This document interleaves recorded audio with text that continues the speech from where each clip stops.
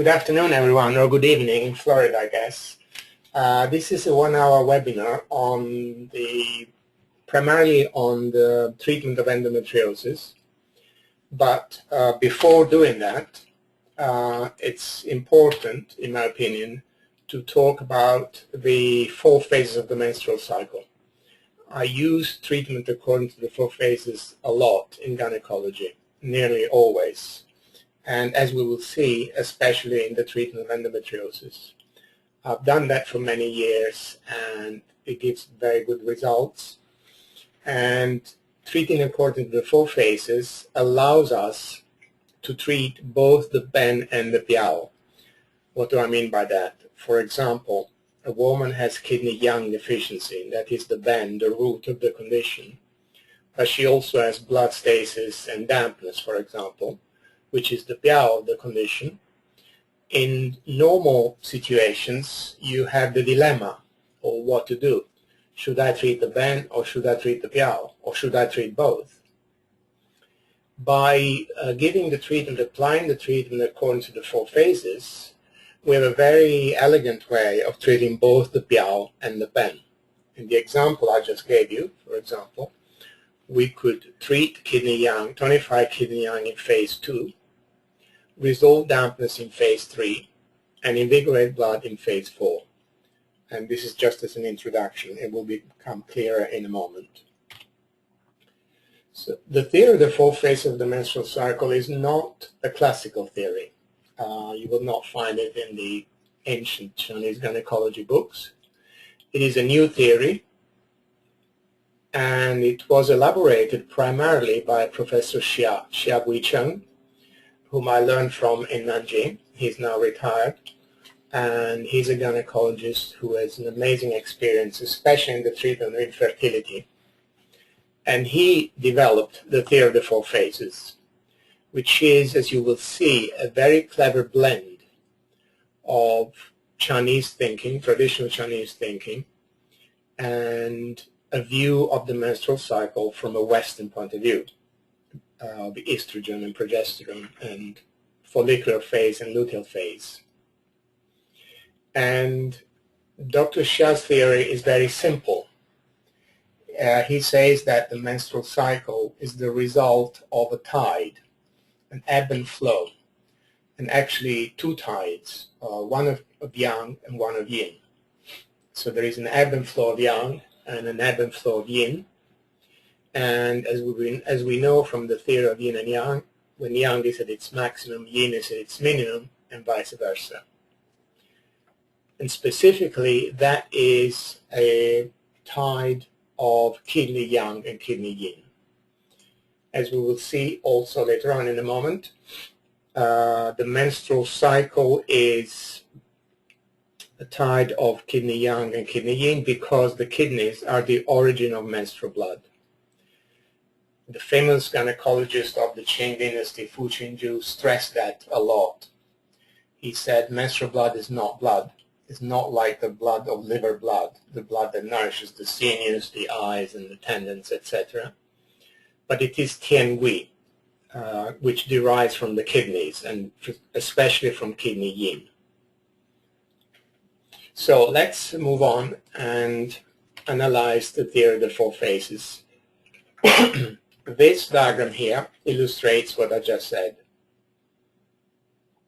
i.e. the ebb and flow of kidney yang and kidney yin.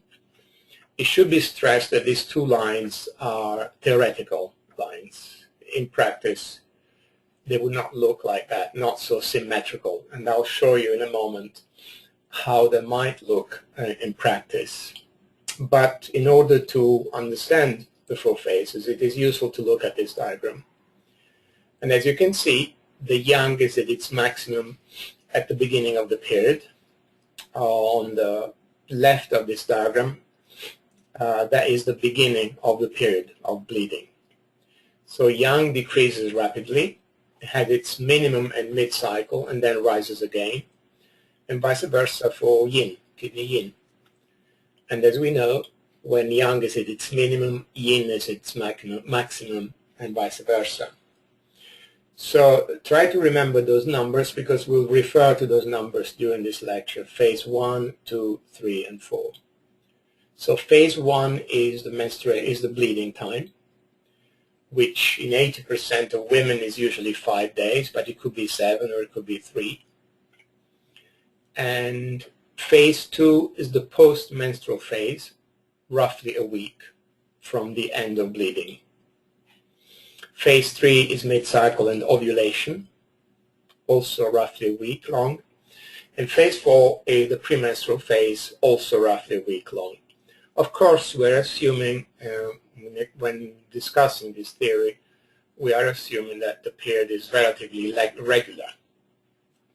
But we will see how this theory applies even if the periods are quite irregular. For example, if they come every 2 months or every 3 months, or if the cycle is shorter. You can still identify the phases, and they kind of stretch when the cycle is long, or contract when the cycle is short. So for the time being, we're assuming a relatively normal cycle of 28, 30, or 32 days.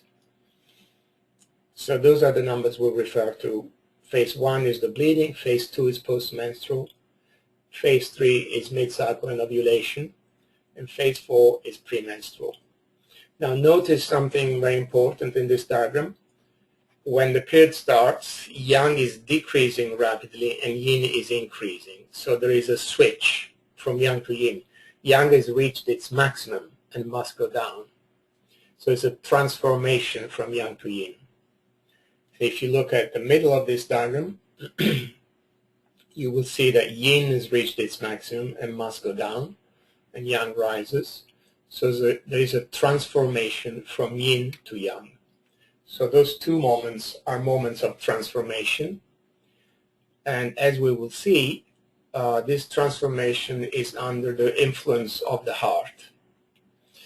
The heart is not often mentioned in connection with gynecology, and we always talk about the liver. But the heart plays, in reality, quite an important role in menstruation. And this is one of them. Heart chi and heart blood need to go down to the uterus and the kidneys to connect with the kidneys to promote that transformation. So the heart has two functions. One promotes that transformation from yang to yin when the period starts, and yin to yang and mid-cycle. And it also promotes the descending of qi to the uterus for the discharge of blood with menstruation, with bleeding, and the discharge of eggs at ovulation. For example, supposing the period doesn't, 1 month the period is late, it could be due to an emotional upset having affected the heart, so that heart qi does not go down to the uterus and the period is late. Or the opposite could happen. Another type of emotional problem, for example, fear, which makes qi descend, would make heart qi descend too soon, and the period starts early. And the same for ovulation. For example, it could be that 1 month ovulation is delayed because heart qi and heart blood are not going down to the uterus to promote the discharge of eggs. So let's move on.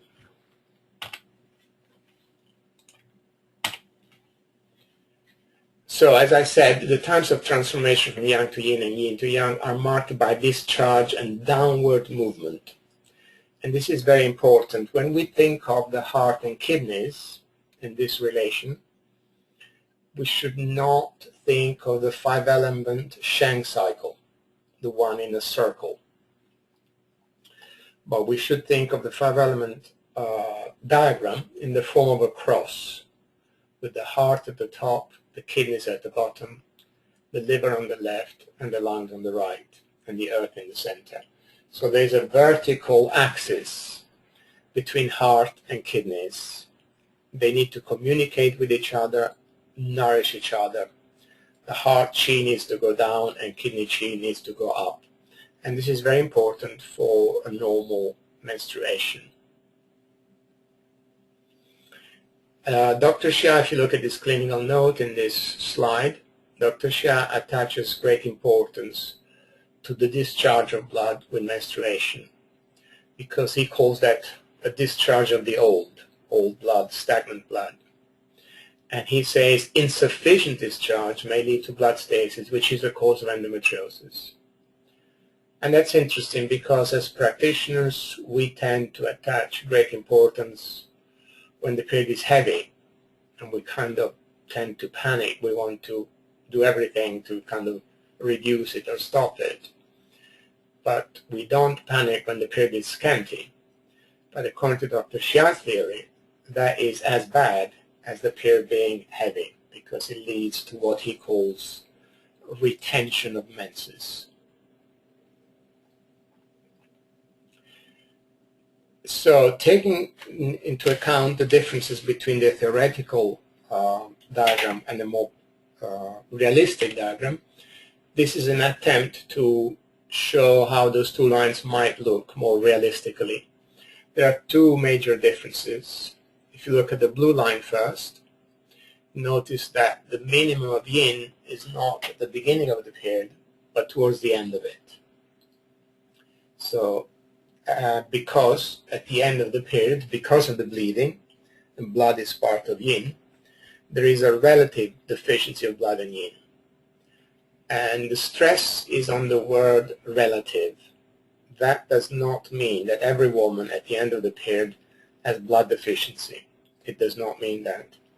It simply means that at the end of the period, the blood is, relatively to other times of the cycle, is relatively lower.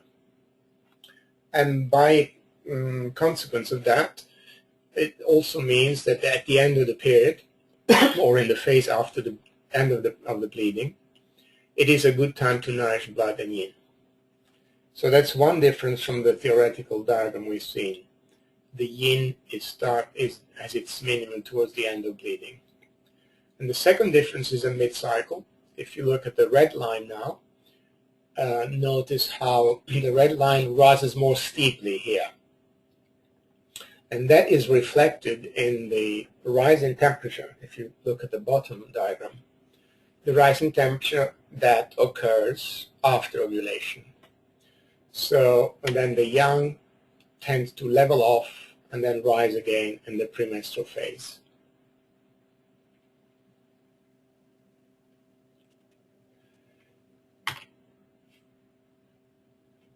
So this diagram here reiterates what we just said. The kidney is in charge of the generation of yang and yin.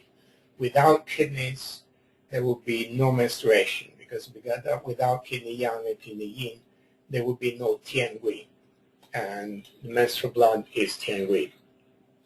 The heart, on the other hand, controls the transformation of yang to yin and yin to yang that occurs at the beginning of bleeding and at ovulation.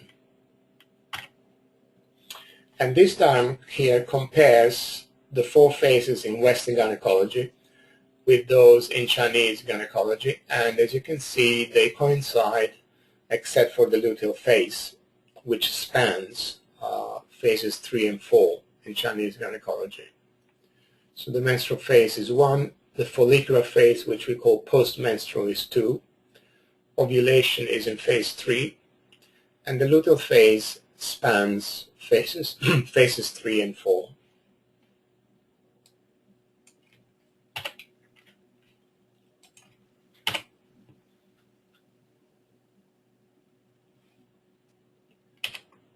And this is the diagram that I was mentioning earlier. That's how we should see the 5 elements in this context. There's that all-important communication between fire and water. Fire goes down to meet the water, and water goes up to meet fire, which is strange, because normally fire rises, naturally rises, and water descends. And that quotation at the bottom is an attempt by a Chinese doctor to explain how that might happen. He says the kidneys pertain to water. How can it ascend? Because there is genuine yang in water. And then he says the heart pertains to fire. How can it descend? Because there is genuine yin in fire. For whatever reason, that vertical axis between heart and kidneys is very important in gynecology, and actually it is important in other fields too. For example, in the mental emotional field, that vertical axis represents the communication between Shen and Je, the Shen of the heart and the Je of the kidneys. So let's look at the phases in detail. In phase 1, that's the bleeding time, and phase 1 is characterized by a strong downward flow of qi and blood. Blood is going down, the old blood is being released, and qi is moving downwards. And this phase, the activity around this phase is centered around the Xiaofu area. And this diagram here illustrates the difference between Xiaofu. The central area where the renmei is called Xiaofu, Xiao, which means small abdomen. And the two sides are called Shaofu, Shao, which means lesser abdomen. So in phase 1, the activity is centered here in the center, and qi is moving downwards. And as we will see, as we've mentioned, this downward movement is under the control of the heart. Phase 1, there is also a sharp drop of yang, and that is interesting because that is an explanation of how premenstrual symptoms disappear when the bleeding starts, because there is this rapid, sharp drop in yang.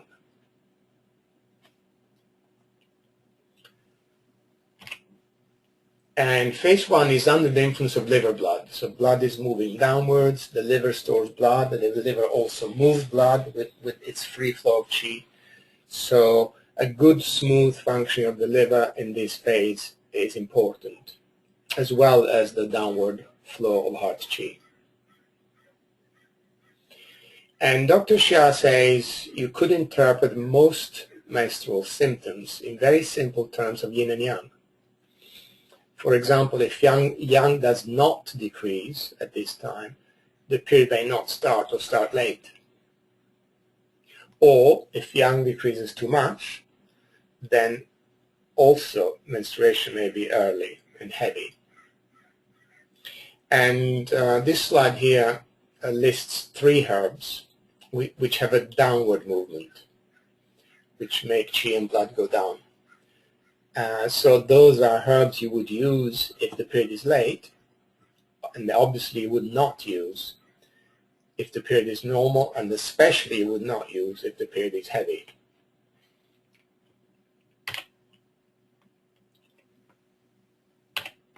So in phase 2 is the post-menstrual phase, and we're in the follicular phase from the Western point of view, under the influence of estrogen. Yang is decreasing and yin is increasing, which reflects the development of the follicle. And I always hesitate in making direct connections between Chinese and Western medicine, but you could say that estrogen and the follicular phase is more ruled by yin than yang. It's the yin substance. And the luteal phase and the progesterone is under the influence of yang. And in the post-menstrual phase, which starts immediately after the end of bleeding, there is a relative, not deficiency, but a relative low level of blood and yin.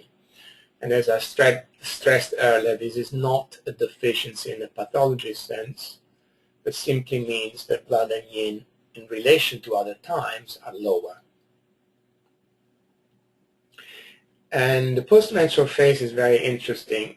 Dr. Xia always stresses that it's a very important time, a very important phase to set a good standard to the menstrual cycle.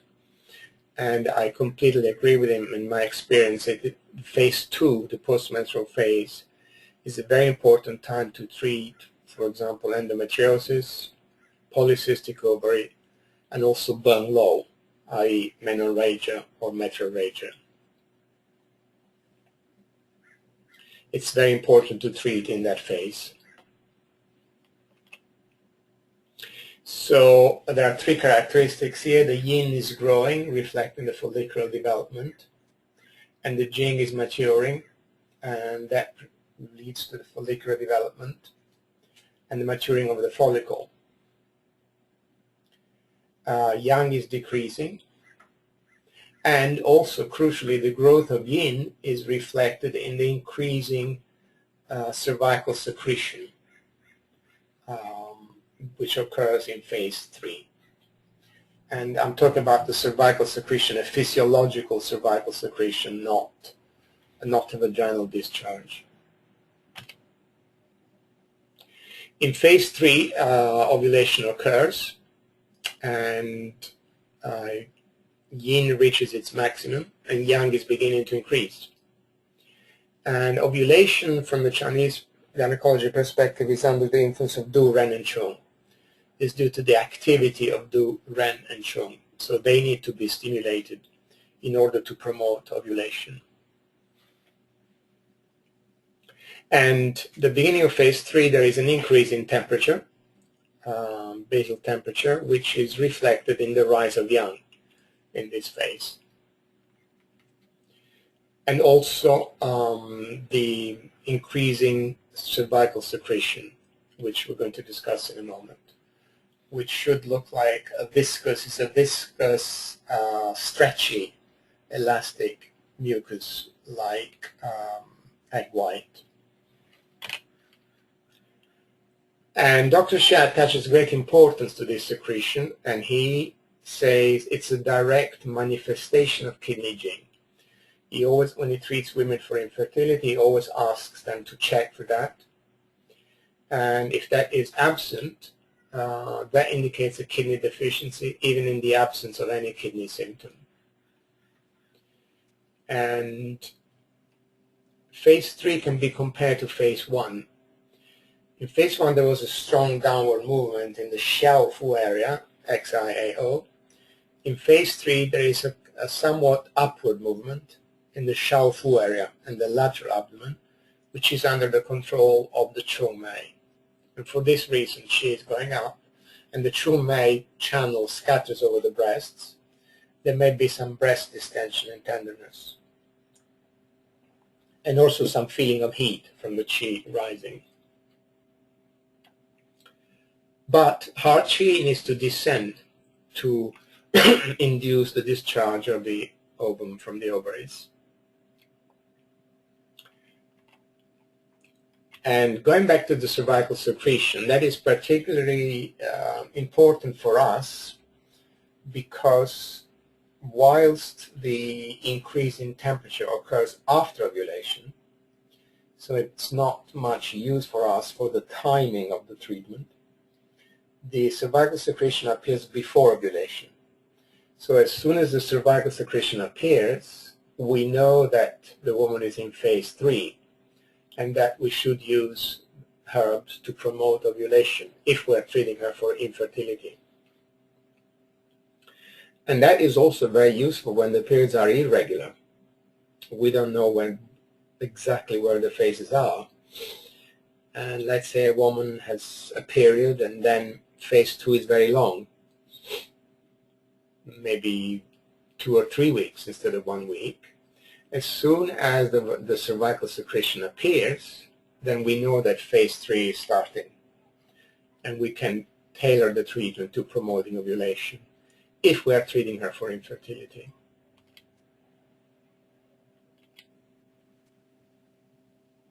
Strictly speaking, one could distinguish 2 subphases in phase 3, before and after ovulation, but for the purpose of treatment principle, it is actually not necessary to do so. And going back to the decrease and increase of yin and yang, during phase 3, yin is decreasing and yang is increasing, and if there is an excess of yin, that could delay ovulation because the yin is not decreasing. And what does excessive yin mean in practice? Dampness and phlegm in the uterus would be an example of that. And they could delay ovulation, which is exactly what happens in polycystic ovary.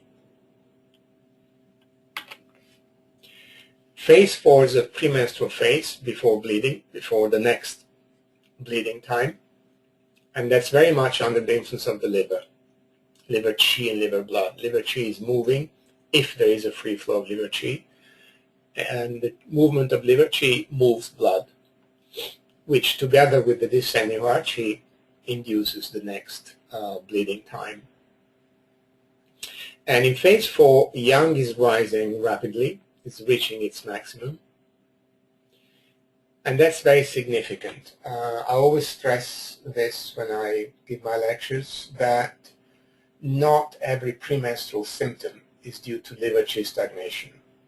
Not by any means. And in my opinion, liver qi stagnation is overdiagnosed and overemphasized. If you look at that diagram, notice the increase in yang in phase 4. You could have premenstrual symptoms from excess yang, like liver fire or heart fire, from yang increasing too much. Or you could have premenstrual symptoms from yang not increasing because the yin is excessive, in the form of dampness and phlegm in the uterus, which are also cause of premenstrual symptoms. Or you could have some premenstrual symptoms from yang not increasing enough, like spleen and kidney yang deficiency. So not all premenstrual symptoms are due to liver qi stagnation, not by any means.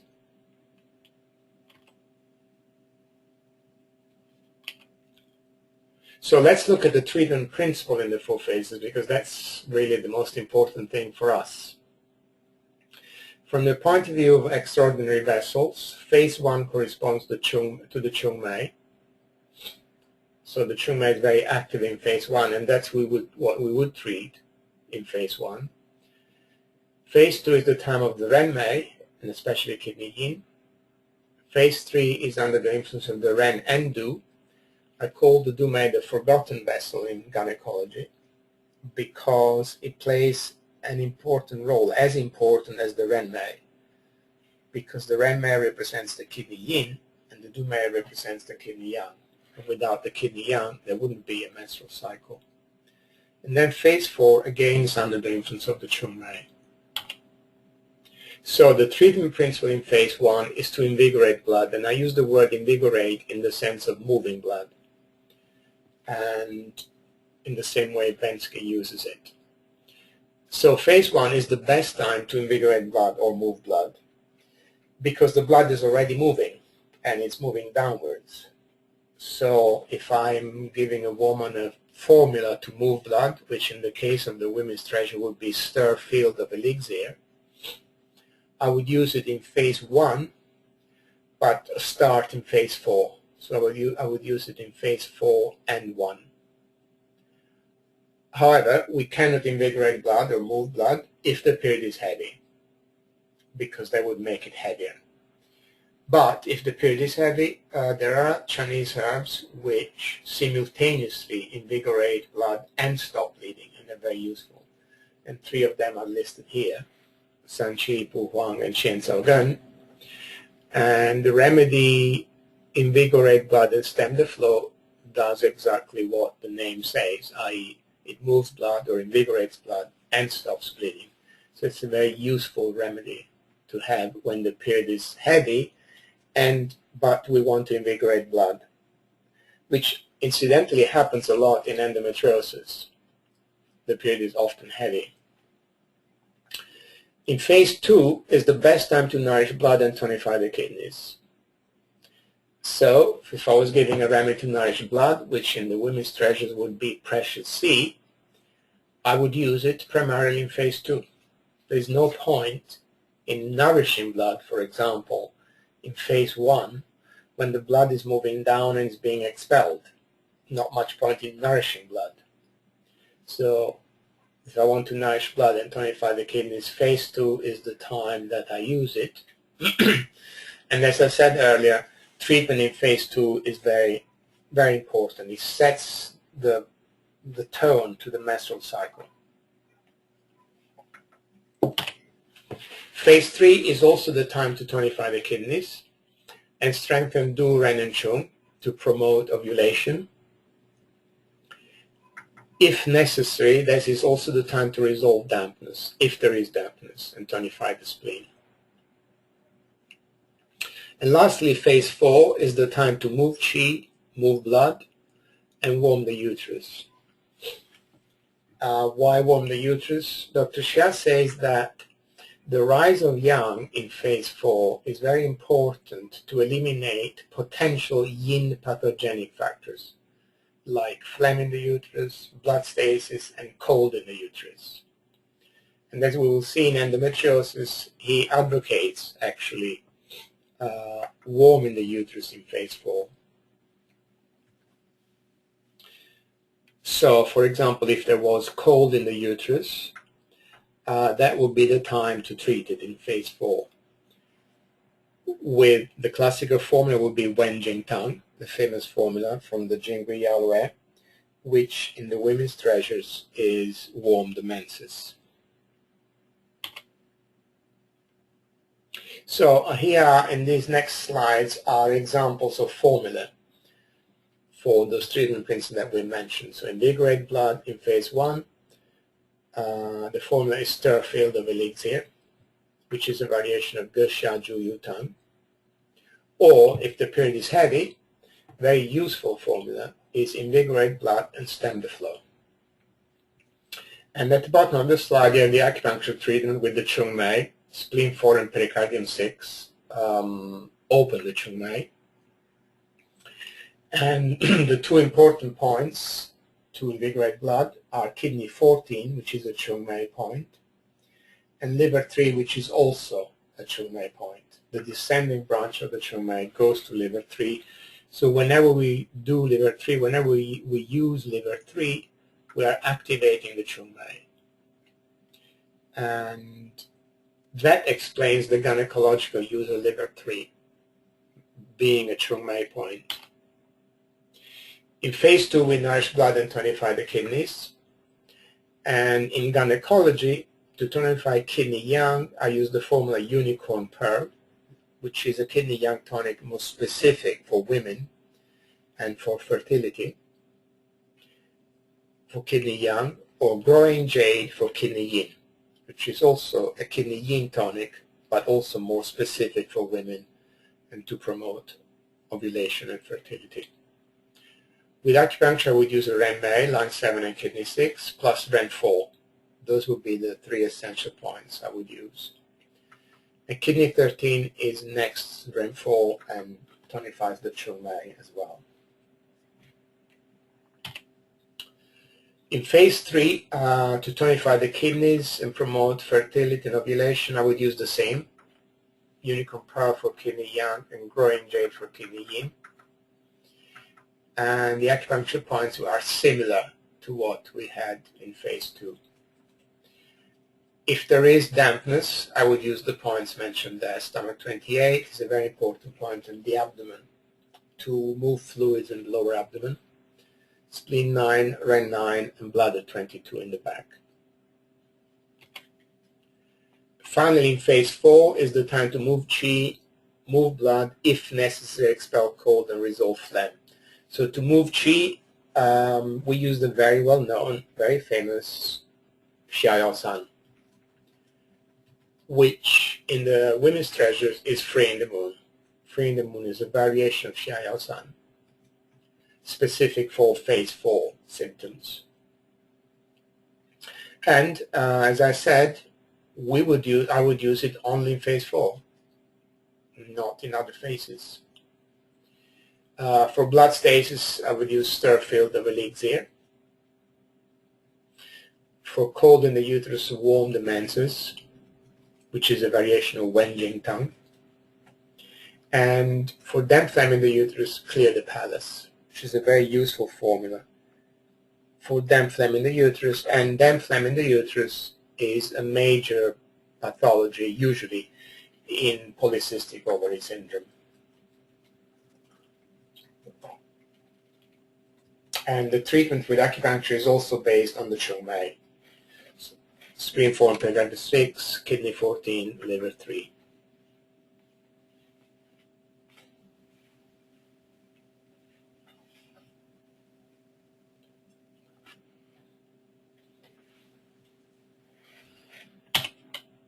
And this is a summary of the 4 phases. I'm not going to discuss this. It's simply a summary of what I've already discussed. And we need to move on to the treatment of endometriosis.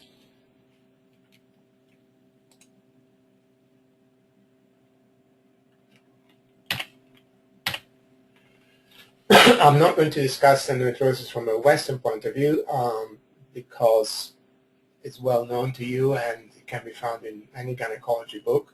I only want to point out a few things which might be useful from the Chinese point of view. Endometriosis consists in the migration of endometrial tissue outside the uterus. So that during menstruation, under the hormonal stimulation, the endometrial tissue outside the uterus is also stimulated, and that produces pain. And the great variety of symptoms is accounted for by the distribution of the endometrial tissue. It can be around the ovaries, the uterine wall, sometimes in the rectum, as you can see here, bladder, ureters, sigmoid colon, etc.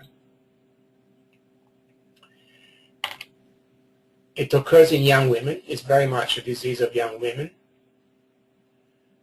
And the etiology of endometriosis from a Western point of view is not really, there are various theories. There isn't one single theory. The first one mentioned here is probably the main one, retrograde menstruation and tubal reflux, i.e. menstrual blood is forced out, goes up instead of down, which is interesting. From the Chinese point of view, that would indicate what? A lack of this downward movement of heart qi and heart blood. And also probably an excessive movement of the liver in going up along the fallopian tubes into the peritoneal cavity. But that's only one of the theories.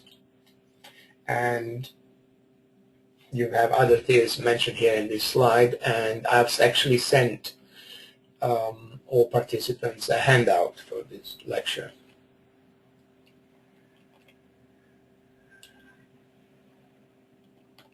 These are the clinical manifestations of endometriosis. As you can see, 97% of women with endometriosis will have painful periods.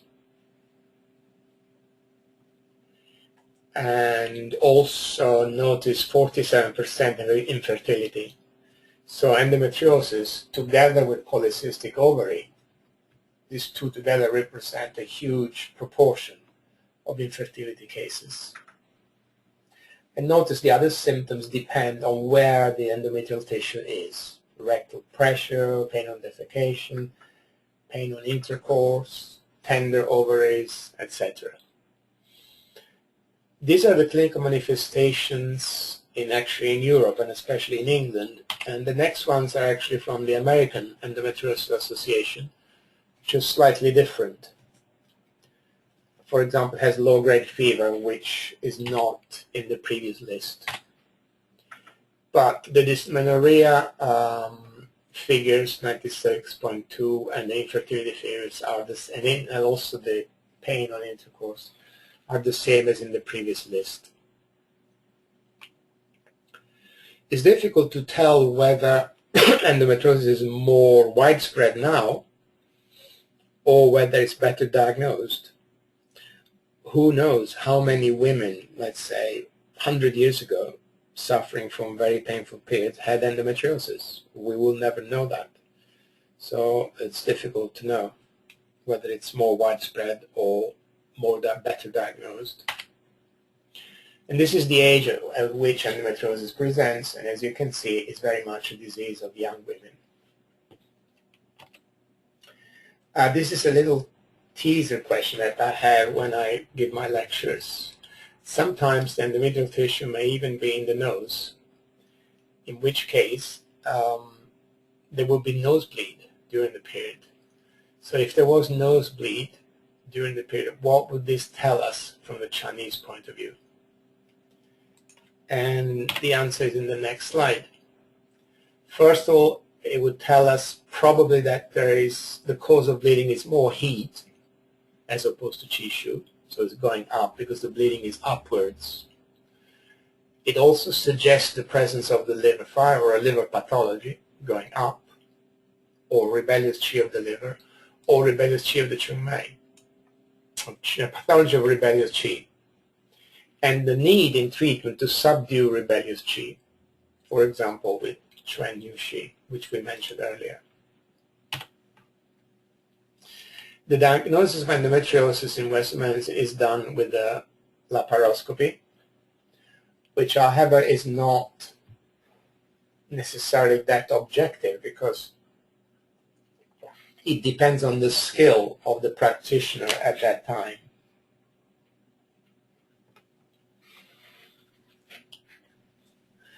So it's very easy for the surgeon to perform a laparoscopy and miss some locations of the endometriosis.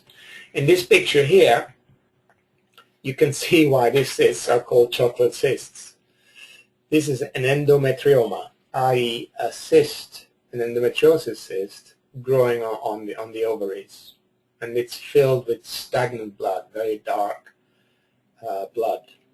And this one is very large, it's 12 centimeters.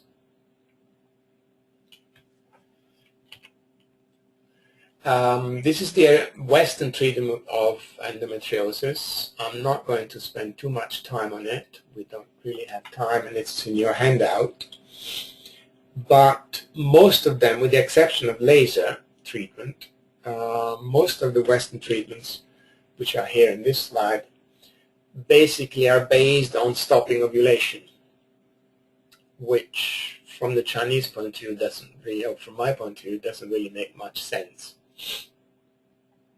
And rather than discuss each one of these singly, I want to show you a slide which summarizes my view of the side effects of these drugs. And they all have side effects. Some of them cause dampness, some qi stagnation. This slide here, this is my view of the biomedical treatment of endometriosis.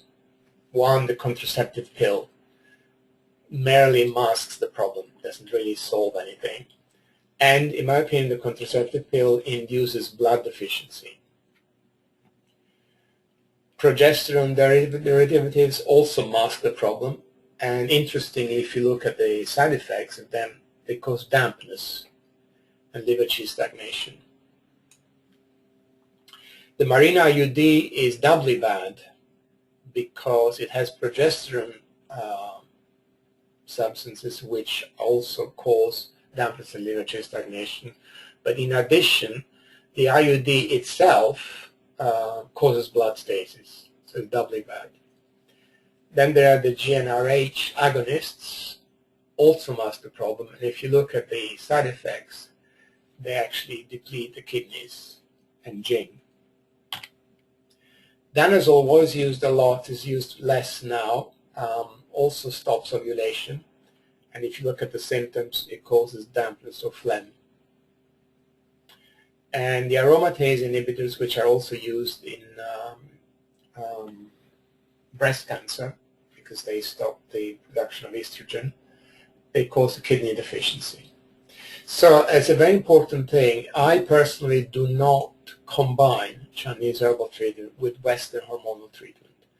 Not because there are dangerous interactions or any contradiction, not because of that, but because in my opinion there's not much point in trying to regulate the hormones with the Chinese herbs when the woman is taking some drugs that stop ovulation.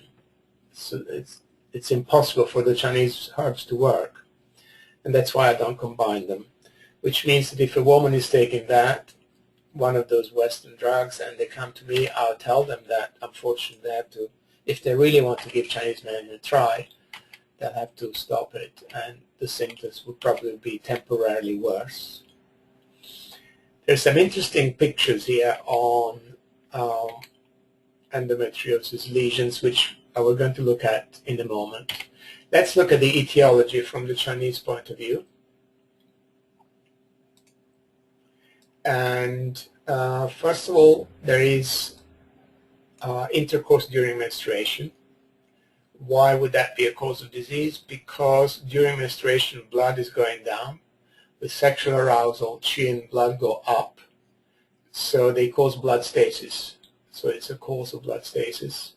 Another important cause is early sexual activity, which damages children and may also lead to blood stasis. And that's a definite cause of disease in Western countries. And by early sexual activity, I mean certainly before puberty and certainly during puberty. And I would say early is anything within 2 years of puberty. Excessive physical work, which depletes kidney young, can lead to can be a factor in the development of endometriosis. And by excessive physical work, I include things like ballet in young girls, running, lifting weights, etc. External cold, a very important cause, because external cold can invade the uterus, and cold in the uterus causes blood stasis. And it's particularly a cause of disease in young girls and teenagers. So the teenagers I've seen with endometriosis, there was nearly always that factor, cold in the uterus causing blood stasis. And tampons and IUDs also are a contributory factor to blood stasis because they tend to block the downward flow of chi and blood. And lastly, of course, emotional strain, very important factor, and can be a variety of emotions that lead to blood stasis: anger, resentment, worry, guilt, and shame. Also fear. Most of them, with the exception of probably sadness and grief. Most emotions can lead to chi stagnation, and from chi stagnation to blood stasis. Now, in order to treat endometriosis, it's very important to decide the Bianping. Bianzheng here means identifying the pattern, which is what we do most of the time, i.e. when we diagnose a patient with liver chi stagnation or heart failure, we are applying Bianzheng, identifying the pattern. But besides identifying the pattern, in China, Chinese gynecology would also always identify the Bianping, i.e. identifying the disease. And if we look at the chapters in a gynecology book, a Chinese gynecology book, painful periods, for example, will be a disease. It's not a disease in a Western sense, but it is in a Chinese sense. So if we look at the old gynecology books, you will not find a chapter called endometriosis. So to which disease does endometriosis correspond? And the answer is, one, certainly painful periods, because as we've seen, 97% of women with endometriosis have painful periods. But all modern Chinese doctors agree on this very important question, that endometriosis also corresponds to abdominal masses, even though they are not palpable masses. And that's a very important principle, which means that in order to treat endometriosis, we must treat it as a form of abdominal mass from blood stasis, and that we must break blood. So the Bianzheng in endometriosis, the pattern is blood stasis. And the Bianping is zhengjia, i.e. abdominal masses, which means that we need to use herbs like these two, Zhu and Sanleng, to break blood. These are kind of stronger than the herbs that invigorate blood. So they break blood and dissolve masses.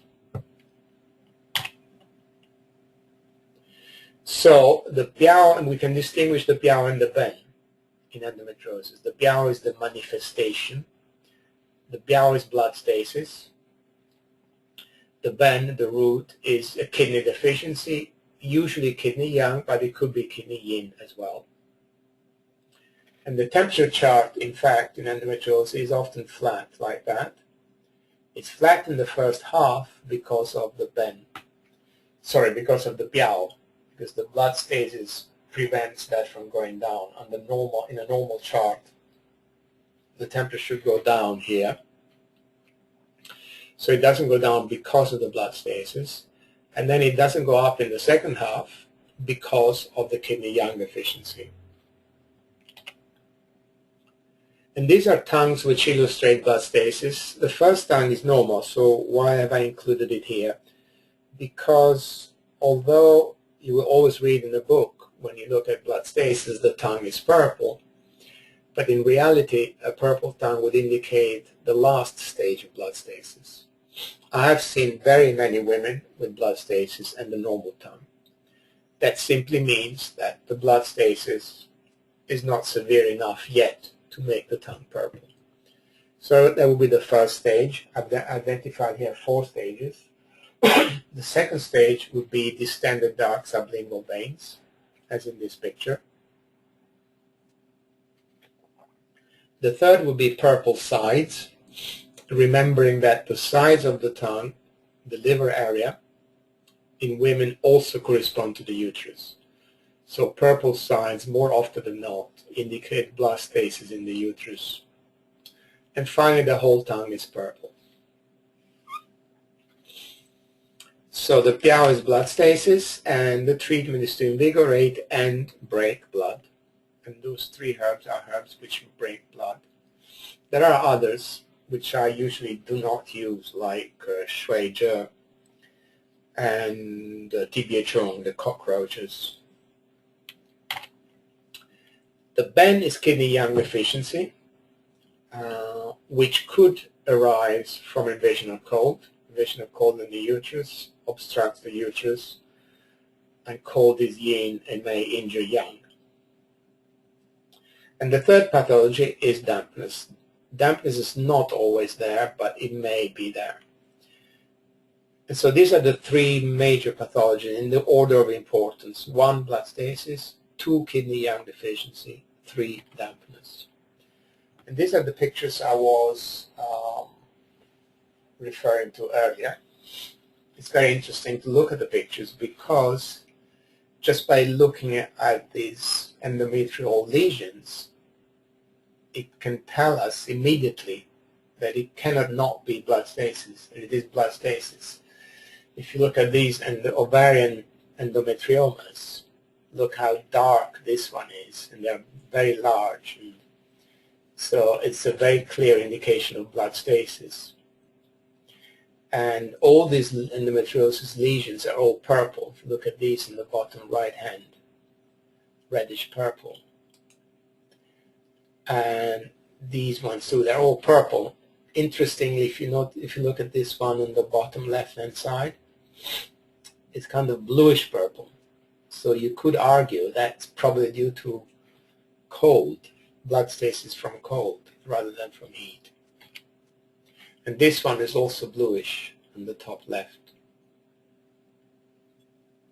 So it's a very interesting observation that if you had a surgeon skilled in Chinese medicine, you could make a Chinese diagnosis with the laparoscopy. So the treatment of endometriosis, we need to treat both Ben and Piao. I treat Piao by invigorating and breaking blood, and treat Ben by tonifying the kidneys, usually kidney yang, but it could be kidney yin as well. And if possible, treat according to the 4 phases. And next advice from Dr. Xia is to warm the uterus. Notice what he says, must warm the uterus even if there are no specific signs of cold in order to ensure the growth of yang in phases 3 and 4. Obviously not if there is heat.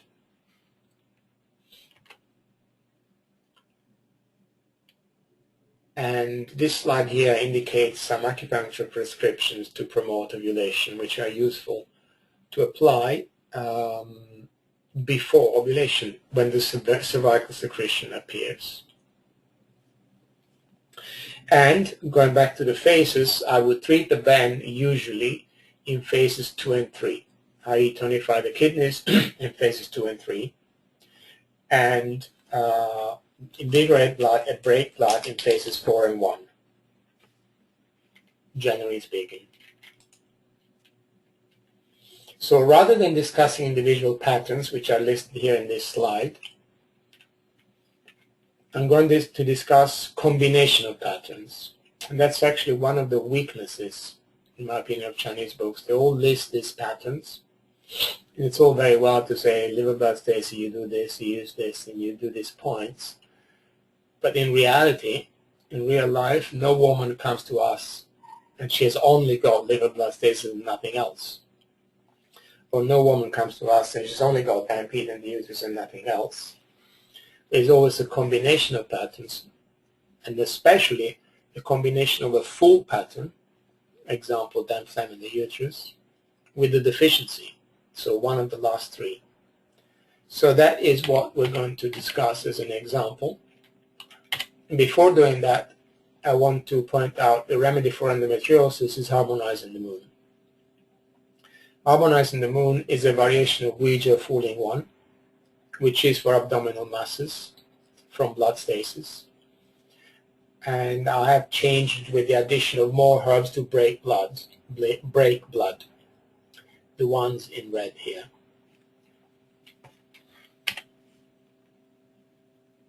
So harmonizing the moon is a remedy that invigorates blood and breaks blood.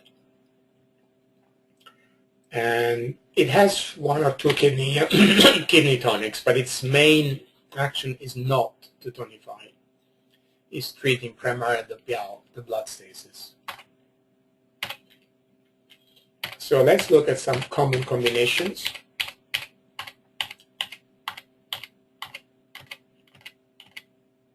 And this is probably the most common one. Blood stasis, kidney yang deficiency, and dampness, in that order. And that's, you can see when you have these combinations of patterns, how useful treating according to the phases is. So in this example, in phases 1 and 4, if you notice in phases 1 and 4, we're using harmonizing the moon, i.e. treating the piao, i.e. invigorating blood and breaking blood in phases 4 and 1, and tonifying the kidneys, kidney yang, in phases 2 and 3 with unicorn pearl. With regard to dampness, I would probably treat it just with acupuncture to reduce the number of remedies that one uses. And this is a very common example of combination of patterns. And this is an example of how you treat it according to the phases.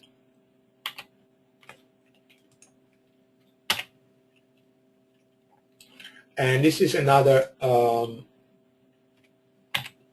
example, cold in the uterus leading to blood stasis with kidney yang deficiency and dampness. So this is similar to the previous one, except that blood stasis is deriving from cold in the uterus. And this explains what I would use. So I would use harmonizing the moon in phase 1 to invigorate blood and break blood. And in phase 4, I would use warm the menses to warm the uterus. And tonify kidney yang in phases 2 and 3.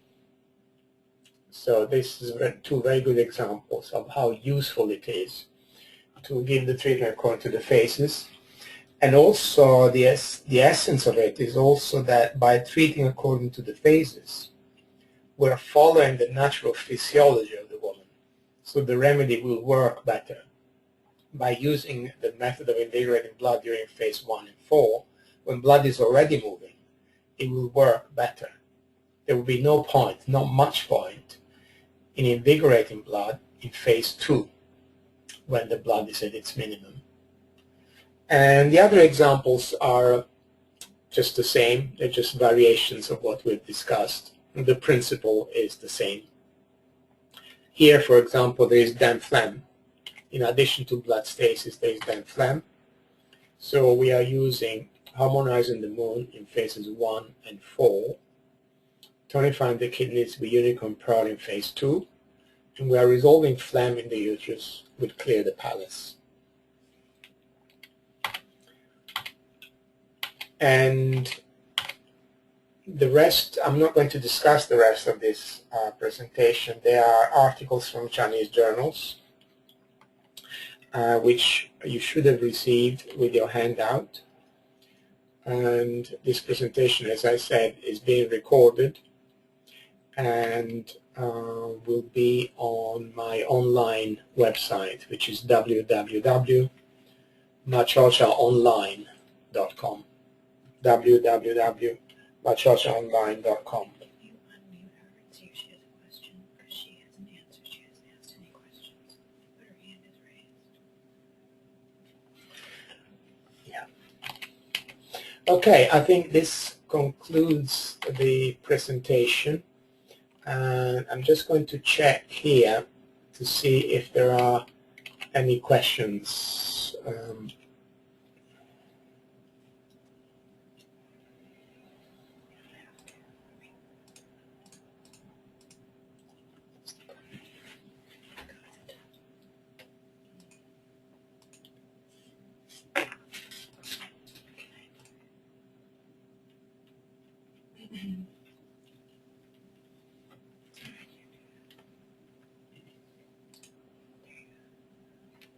Did you hit escape? Maybe. Yeah. There you go.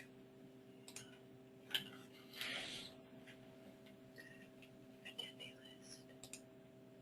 Scroll all the way down.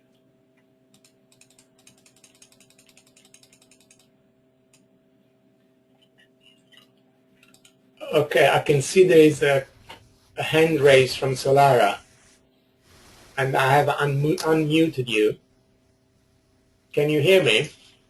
I can. Can you hear me? Yes, yes.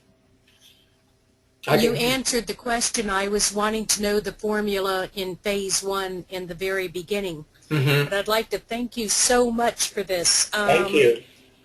And please send us a direct link to your website and how we can order from your company. Yes, thank you. I will do that. Thanks. Thank you very much, Solara. And I don't see anyone else who had a hand raised. So if you have any questions, you can raise your hand, and I can see who's raising their hand, and I can unmute you.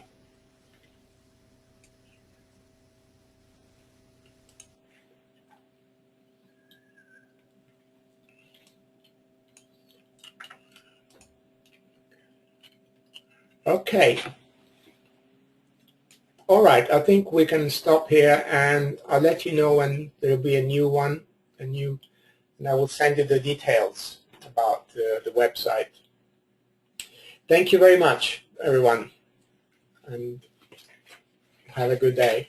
Thank you, everyone, for attending. It was great to have you part of our lecture today. Please visit Giovanni at www.giovannimaciocia.com. He has some other courses you can take for CEU courses also, get some credit for your ongoing certifications. So please check those out. Those are also very useful tools. Have a great Saturday, and we'll talk to you soon.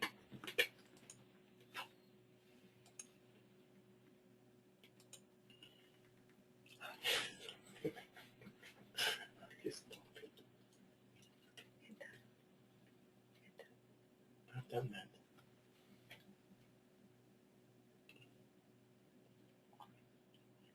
Will you stop recording? Yeah,